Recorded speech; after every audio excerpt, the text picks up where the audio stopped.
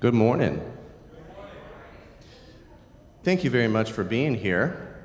As the screens indicate, this is a presentation about trends in modern hymnody, and specifically looking at these trends through the lens of All Creation Sings, the ELCA's latest hymn supplement published in 2020. So I'm Zach, this is Stephen, as many of you know, and we're delighted to share this.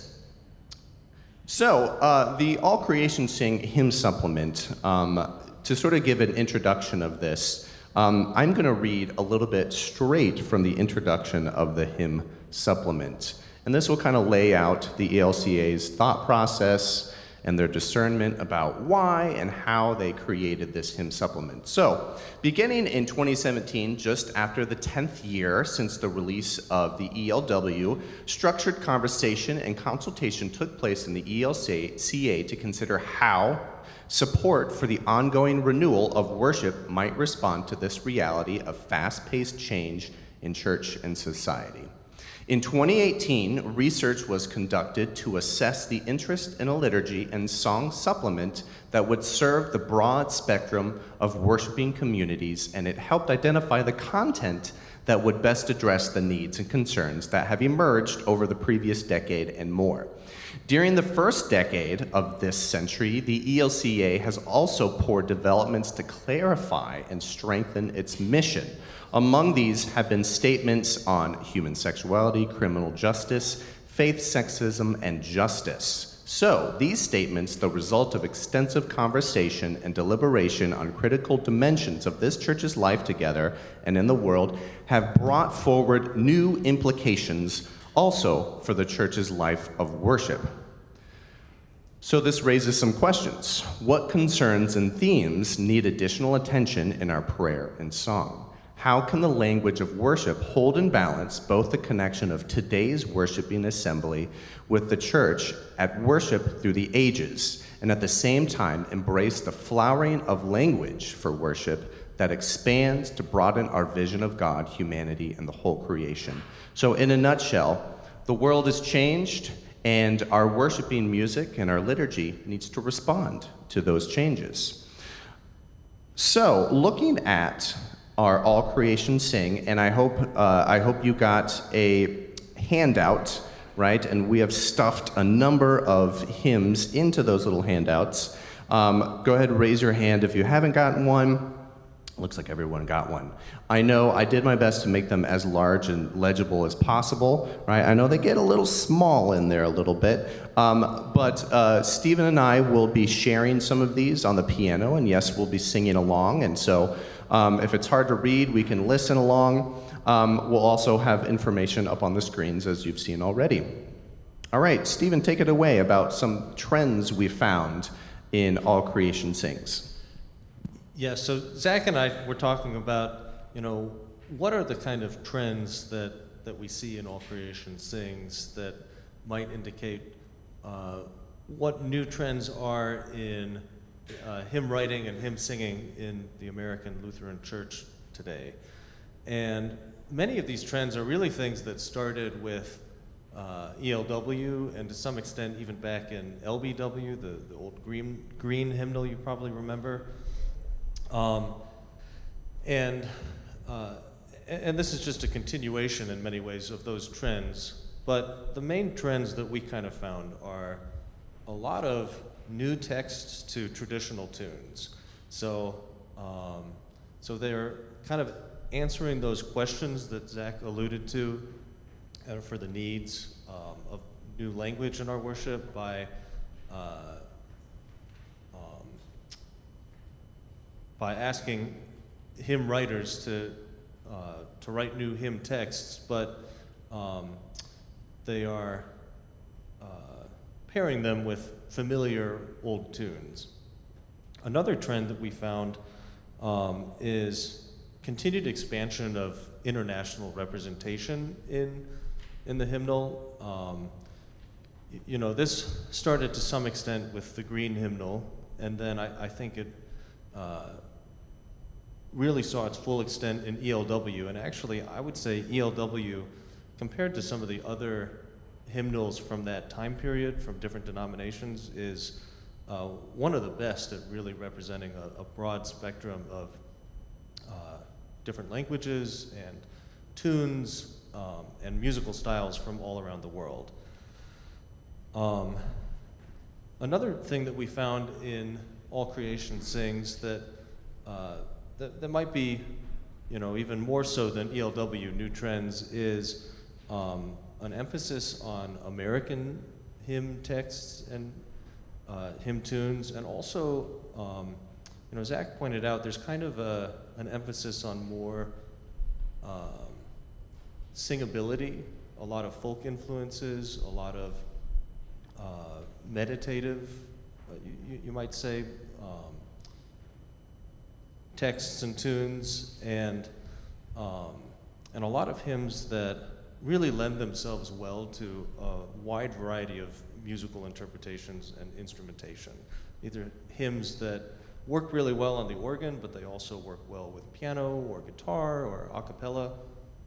But to start out, I just want to point out some of the traditional tunes, this first trend that we talked about of new texts to old tunes. In your handout, there are 2 tunes on the front page, and these texts are entirely new, but these tunes, I think, will be really familiar. All right, let's go ahead and start with. We'll go ahead and start with 1040 here. Love has brought us together. And if you look at the bottom right-hand corner under the score, right, we learned last time, right, last class with Stephen and Zach, that this is the name of the tune down here in the bottom right-hand corner, Hifridal, right? And that may mean nothing to you, but that is the name of the actual music, the notes that are occurring. And the text can be completely separate from that. So our text writer, Mary Louise Bringle, who is a prolific text writer, has offered a new text for this quite old and well-known tune. So let's try this out. Love has brought us here together. Feel free to sing along. Let's just do the first verse.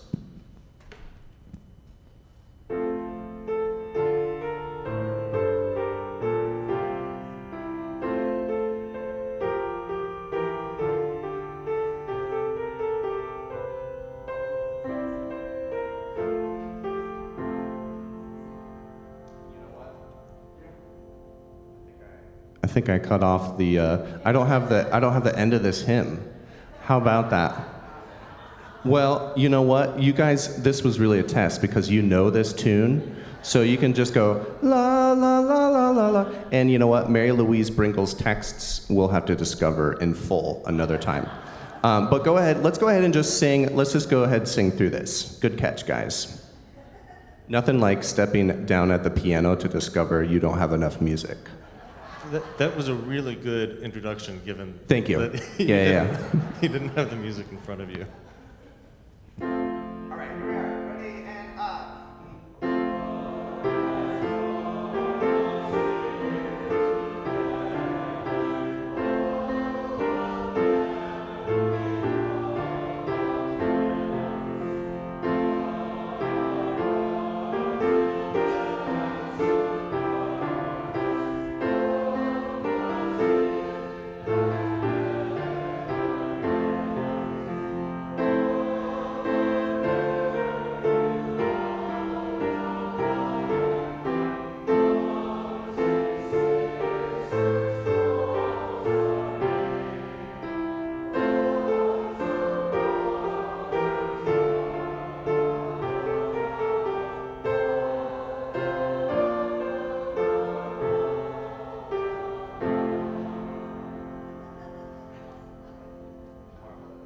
Guys, we did that together. Very nice job. You know what? And this handout is so cut and pasted, we may discover the rest of that hymn somewhere on another page. All right, real quick, let's take a look at 1064 right next door. This does conclude in full. And I wanted to share this. It's another well-known tune, Holy Manna. but I thought this was a rather whimsical text, which might be fun, right? You see these really fun texts every once in a while, so let's take a crack at this.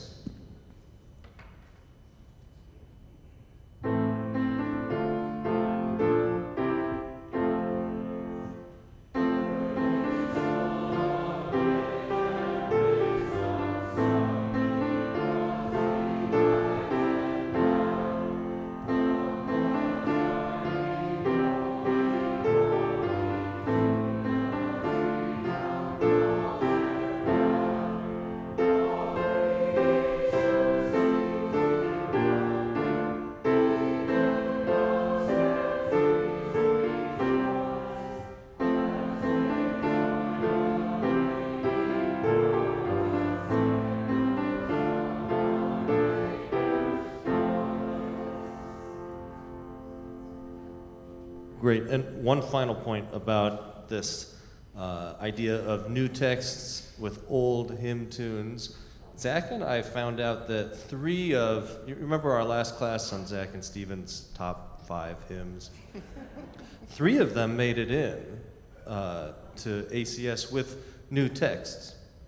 And the other thing I wanted to point out is these hymnal supplements usually they don't mean that we're getting rid of all of the old hymns in ELW. It's a supplement. It's kind of new directions for us to explore, and when eventually they come out with a new hymnal, which will probably happen during our lifetimes. It's happened about every 30 or 40 years in the past. They'll probably retain a lot of old hymns, just like many hymns in ELW can also be found in LBW. Wonderful. I hope you enjoyed that. I've never seen a hymn attempt to set roly-poly, right? That was a delight. Yep. All right.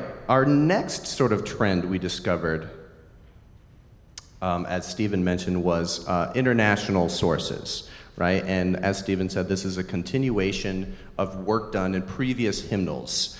And this just reflects not only our singing congregations' continued awareness of different international sources, but our hymn writers and composers coming from different parts of the world, right, than what we traditionally think of, right? So some quick statistics. 12% of the All Creation Sing hymnal is from completely non-American or European origin, right? We have sources from Africa, we have sources from South America, we have sources from Middle East and Southeast and East Asian sources. So really a nice, well-rounded collection of different international sources.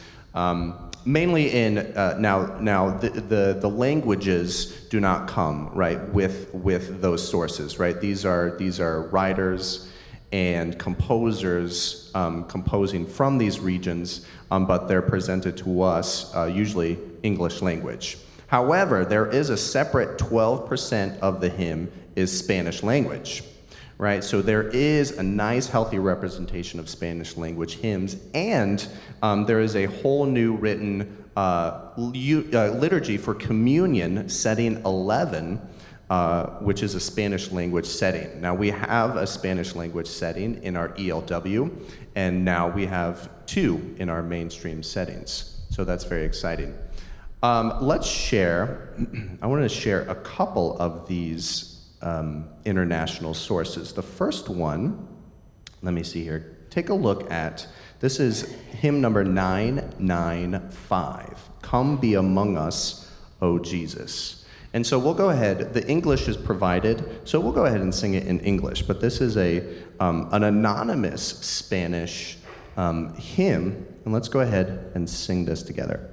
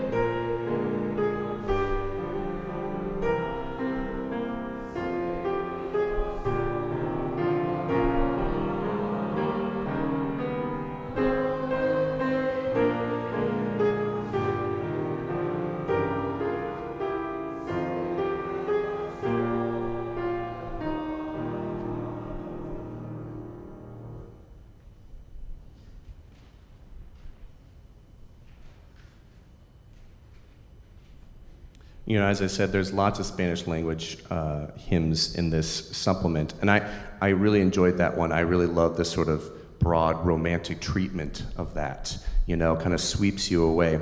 Thought that was really lovely. Another one, take a look at number 943. This is As the Wind song. So this is a composer who's working, he's been working in the United States and Canada. I think he's at a Canadian university right now, but he's originally from Singapore and has brought that Southeast, East Asian influences along with him into this hymn. So this has a very sort of modal Eastern European folk kind of style to it, but the text is written by, if you look on the second page of this hymn, the text is by Shirley Arena Murray, who is a very well-known, she has since passed away, but she's a very well-known text writer. Just beautiful, colorful language.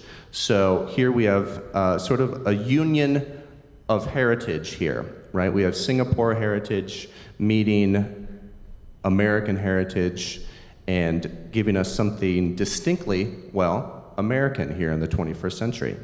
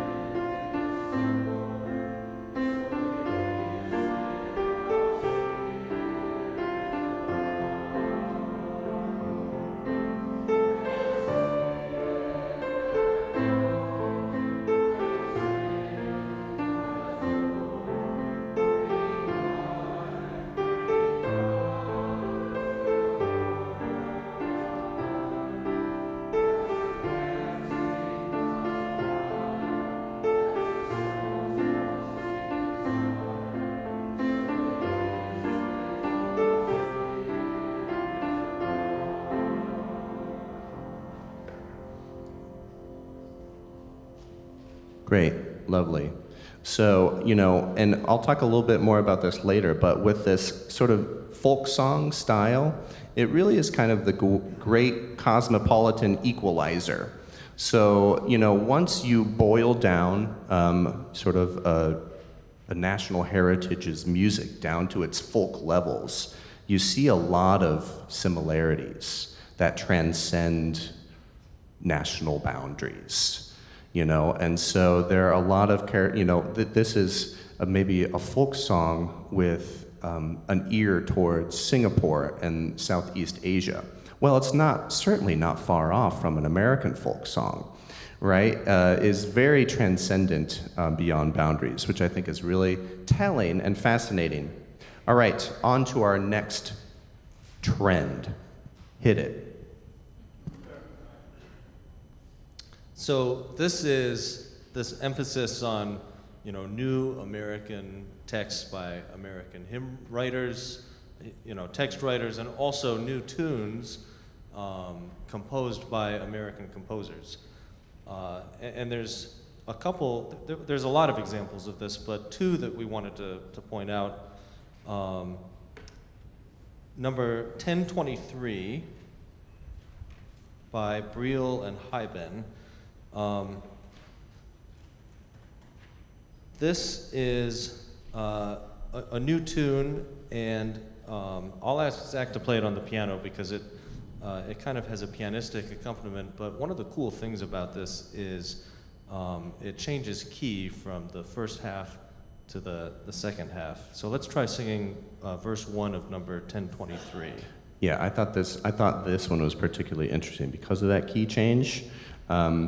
And yeah, Susan Briel is another well-known text writer working today, and Zebulon Heiben is maybe just a handful of years older than Stephen and I, and he's currently, I met Zebulon Heiben last summer. He's head of music at Duke University, which is a Methodist university, but he confesses he's a lifelong Lutheran, and has been writing music for the Lutheran Church for, 20 years. So again, these are two people who are working and making music today, right now.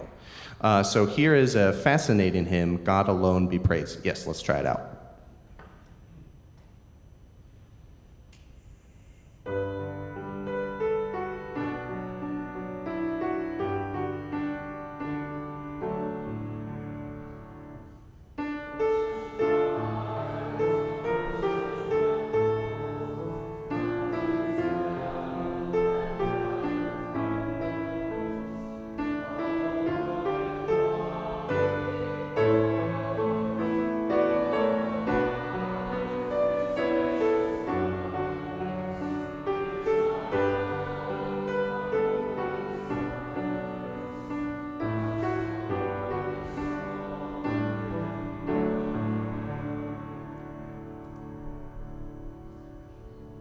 Nice. And another reason I liked this hymn was the text is one of these new texts that feels very poignant, to today. Oceans rise, coastlines trembles, mountains melt, and dry earth crumbles. All the world with longing groans, love abides, right? And I love with that key change from minor key to a major key, we get a transition of text, right?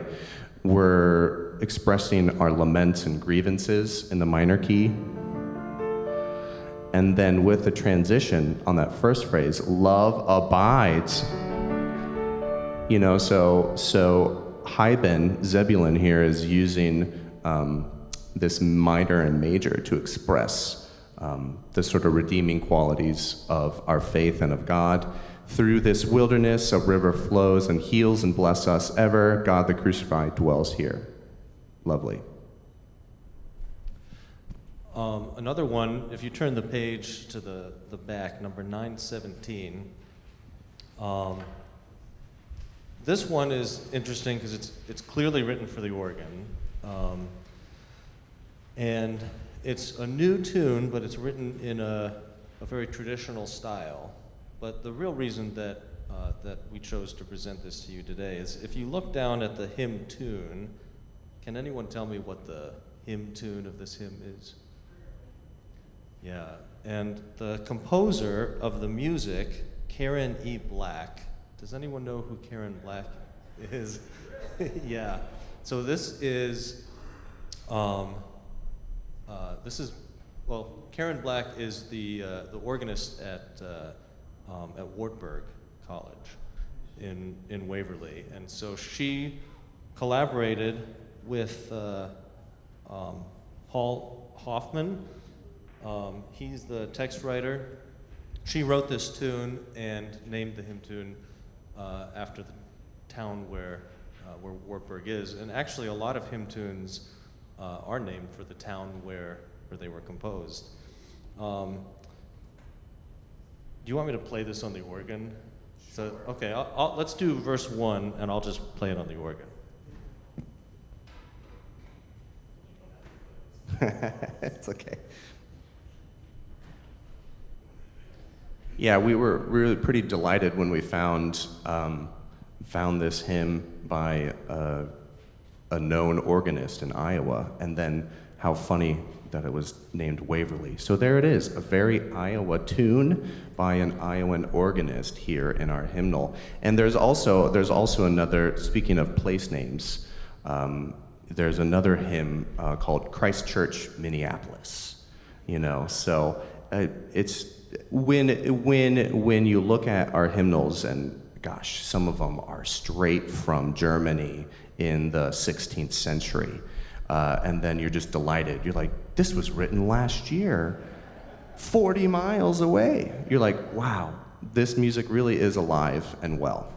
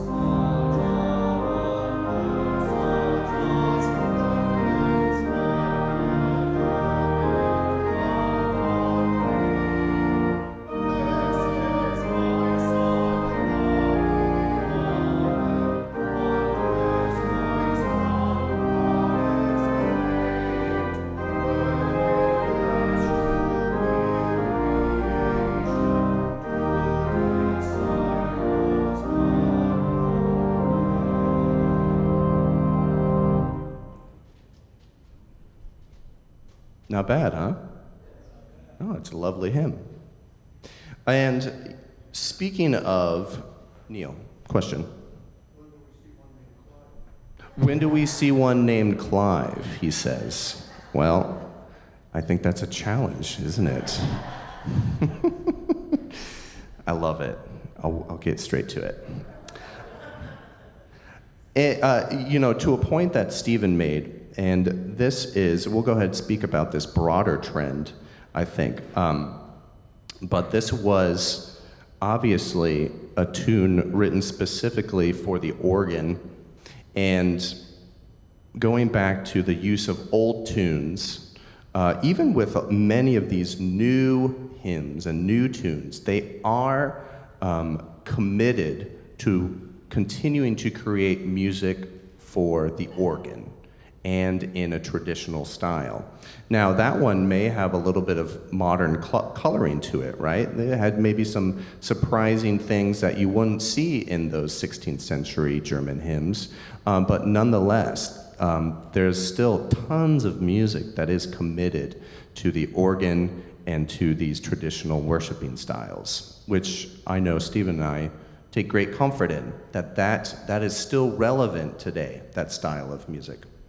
All right, going on to, these are, speaking of styles presented here, in addition to a healthy representation of sort of that traditional organ-centered hymn, part writing style. Really, when I say organ or part writing, I mean it is written in an SATB style, where when you open up a traditional hymnal, and you're like, I'm a tenor. Well, you have a tenor part there, right? So there are still lots of hymns where you can find that alto line, you can find that bass line, and it can be supported by an organ or supported by a choir.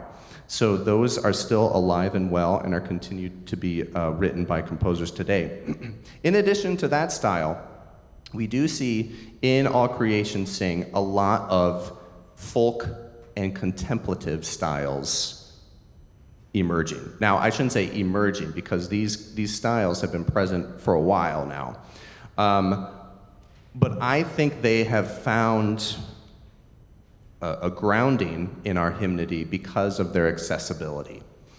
And I think this speaks back to our Lutheran heritage of singing congregations, right? And that was a core tenet of the Lutheran Church in the early days, is that we believe that our congregation needs to worship together through singing in our native language, right? So accessibility of music, I think, is paramount.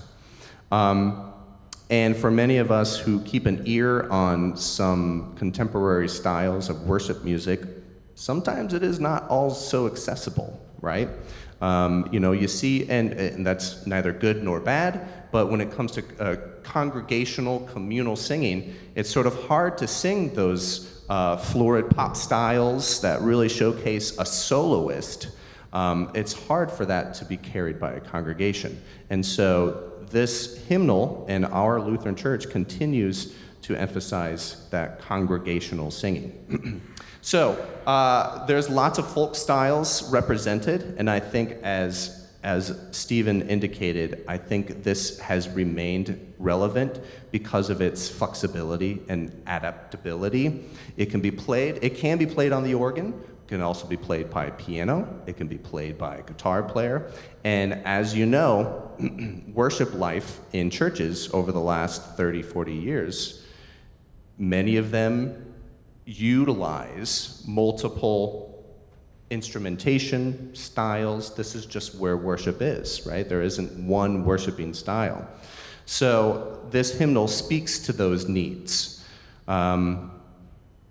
Since I came on board almost 2 years ago, I have routinely used All Creation Sing on Saturday nights, because there is a lot of those hymns that are able to be led by a piano, able to be led by a guitar. So we found great fodder for our worship on Saturday nights. Let's share some of this. take a look at, this is hymn 939. This is Touch That Soothes and Heals.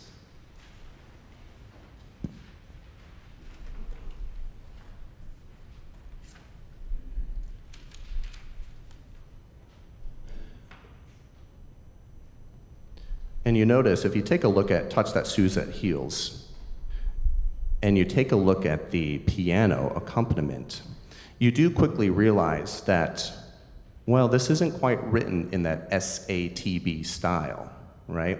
This might be a little harder for a choir to sing in parts, right? So this is maybe one of those hymns that isn't meant or isn't written for the organ. Can an organ play this? Yeah, absolutely they can. But is it composed for the instrument? No.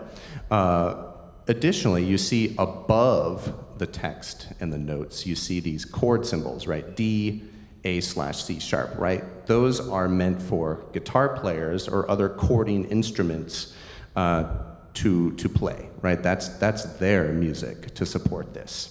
So again, intentionally written for maybe a non-organ-centered worship experience. So let's try this out.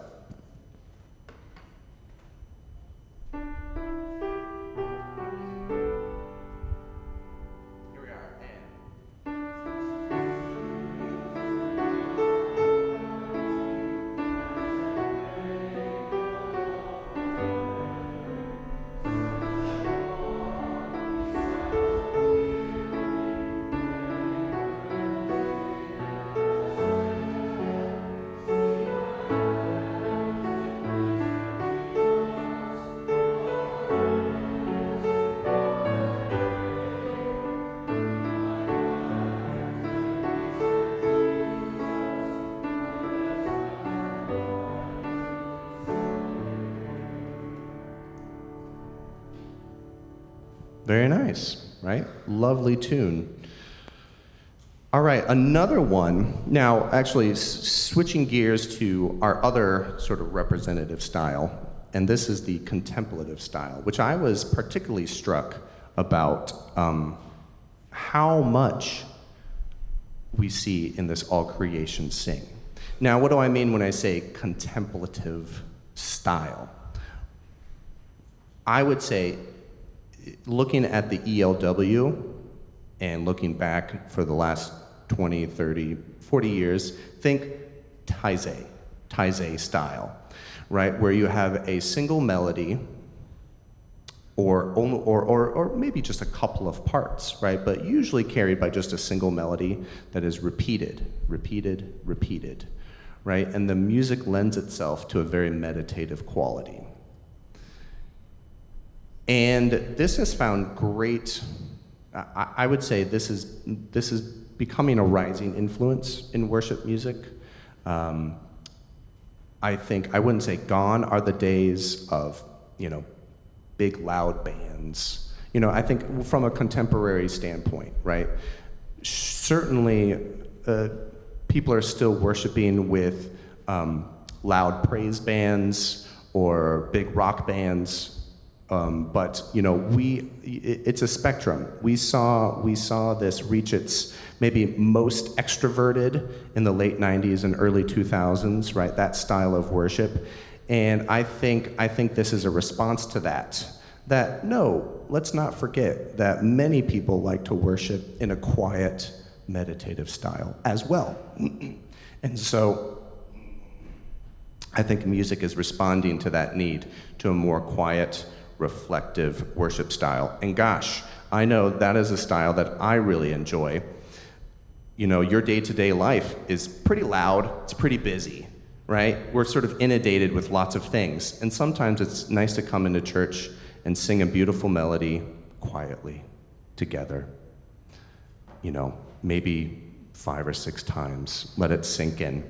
So we see a lot of that represented here. Let's take a look at, gosh, which number is it? This is 976. 976. Come and see.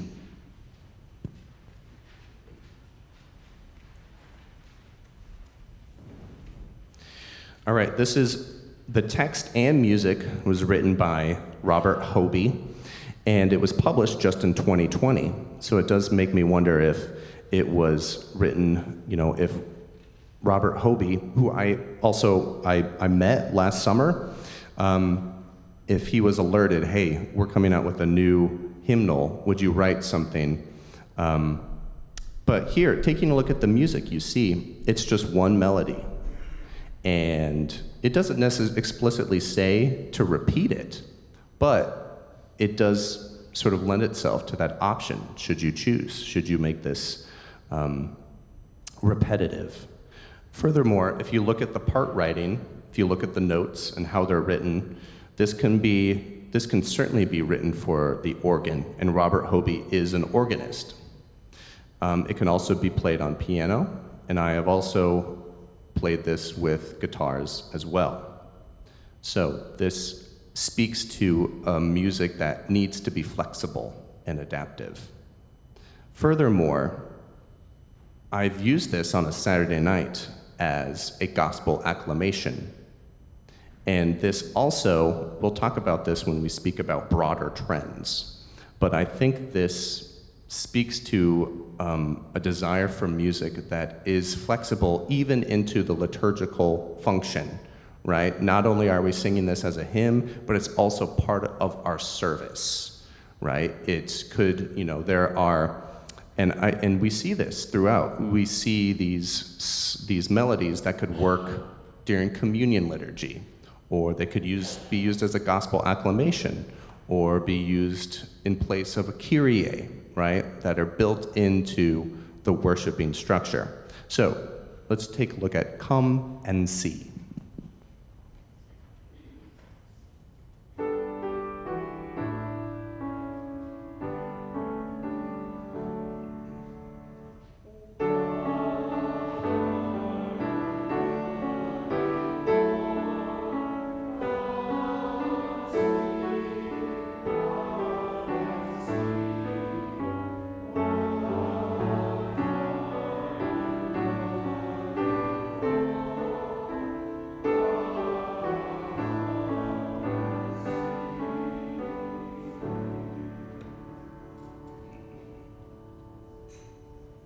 And again, I think this, again, speaks to a broader trend, and we'll go ahead and jump to that. These are broader trends. And Stephen, feel free to hop in at any time. But this, I think, taking a look at bullet point number 2, simplifying worship music. And again, I think this is that commitment to accessible communal singing. So, that contemplative style means you can jump in right away. And if it repeats, you can build confidence, build assurance with every repetition. And just taking some other examples, if you were worshiping with us during Lent on Wednesdays, the God is love that we sang every Wednesday through Lent, that came from All Creation Sings. Right? And again, a beautiful melody meant to be repetitive. You can add variation at will. You can add parts. But that's just sort of a different style of congregational singing than perhaps the traditional, 4 or 5 stanza hymn. So. Yeah, I think on Good Friday or Maundy Thursday, probably Good Friday, we sang a Taizé hymn. And I can't remember the words, but I can sing the melody for you. It's the da da da da da da da da da da da da da da da. What are the? Do you remember the words? That's okay. That's a Taizé hymn. It's just one verse repeated, basically at liberty. And I just kind of looked at Zach in the mirror and saw, he was going to play another verse, and so I joined in for another verse. And we didn't plan ahead of time, we're going to do this 8 times or 6 times, or it was just kind of this like communal decision amongst all of you that we've sung this enough times, and it just felt like that was the right amount of times. And it might be different from one worship service or one congregation to the next. I think it was Stay With Us. Stay with us. Yes. Yeah, Stay great. with us. Awesome. And to that end, these are some of those trends that I was talking about that aren't new in With One Voice. These are trends that, I saw in ELW in a big way. ELW has a lot of taizé. ELW also has a lot of hymns with those chord symbols above for guitar. Now, you can take a traditional Lutheran chorale and you can play it with guitar. You can even do it with guitar and drums, but it's going to take a lot of work and probably some rhythmic alteration and a lot of reharmonization to make that work.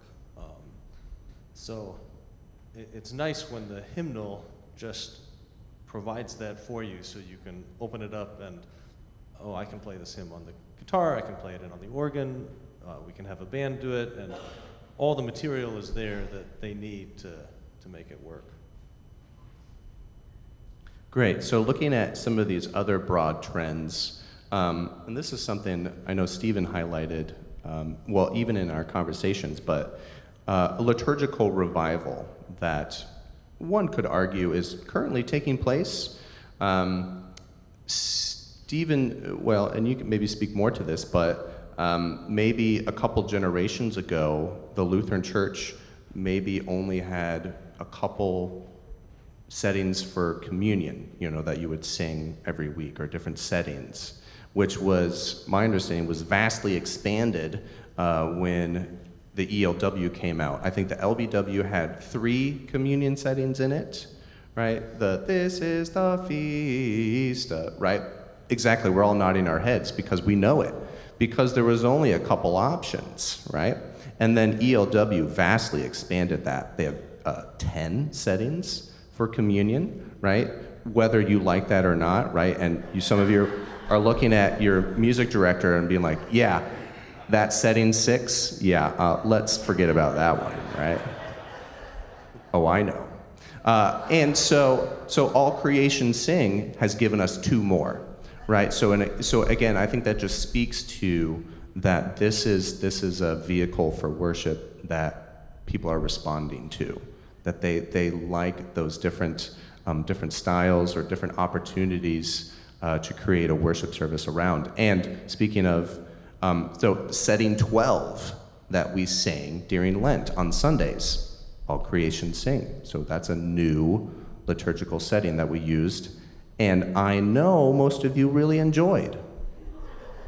Yeah. I'm seeing choir people look at their watches. But just a few final thoughts from me, and then I'll let Zach wrap it up. This liturgical resurgence is something that you see especially in hymns of other denominations, where within the Presbyterian Church and the Methodist Church, during the 20th century, it was not commonplace to have communion every Sunday. And when they did have communion, it was not commonplace to have, the Kyrie and the Holy, Holy, Holy, and the Lamb of God, and the things that we understand to be part of the communion liturgy. They wouldn't necessarily have that liturgy. And starting, in the 1990s with their new hymnals, they started putting some of those liturgical pieces in, and that has expanded.